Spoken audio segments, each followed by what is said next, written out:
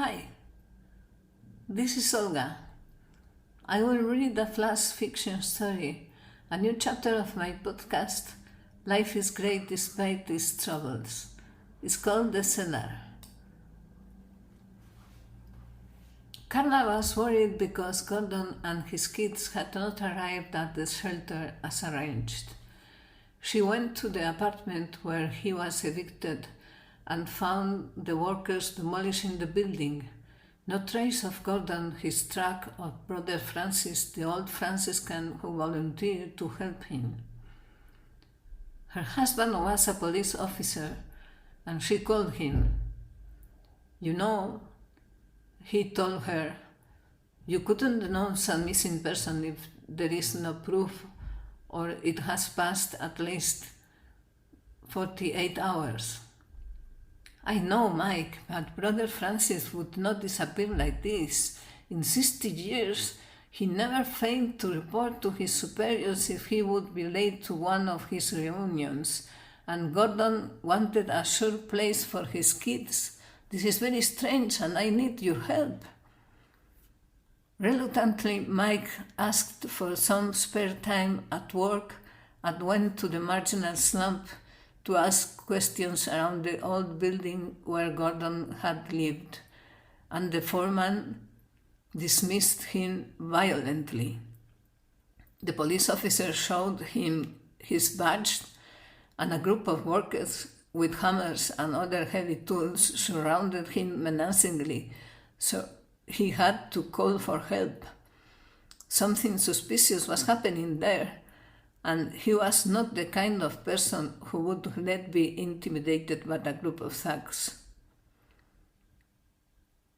While waiting for backup, Mike told her wife, observing from a nearby abandoned building, that she must get to a safe place because things were getting dangerous. "Shh! Did you hear that?" said Carla. "Yeah, it seems like the cry of a little kid," said Mike. "Seems to come from one of these low windows right here." Mike broke the glass and yelled, "Police! There is someone there?" A tiny voice said, "The bad guys looked us in this cellar." "Is your dad with you?" "I think he's asleep. They shot him and there was a lot of blood. I am scared." "I am going to enter through the window."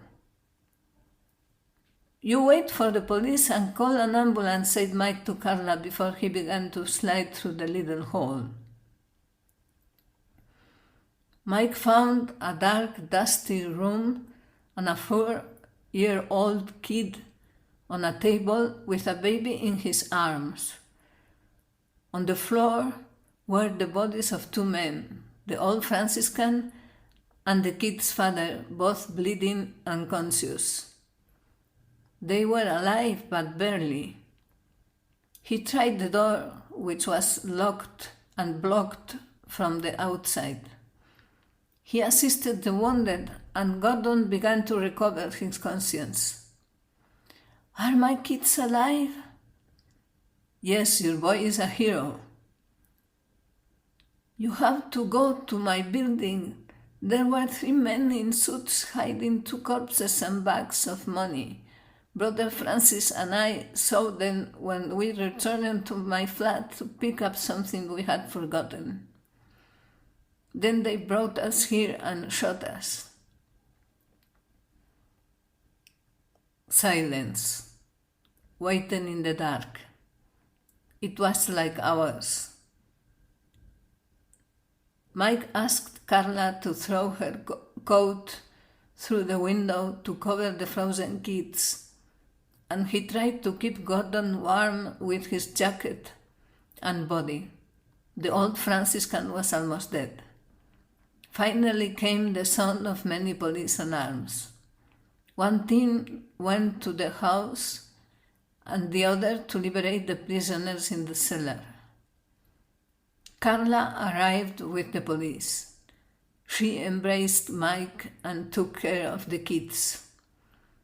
She couldn't believe the captor's cruelty towards Gordon's family and took a last look at the tiny windows that had been their salvation and the beginning of the end for a gang of mobsters thanks to a brave kid.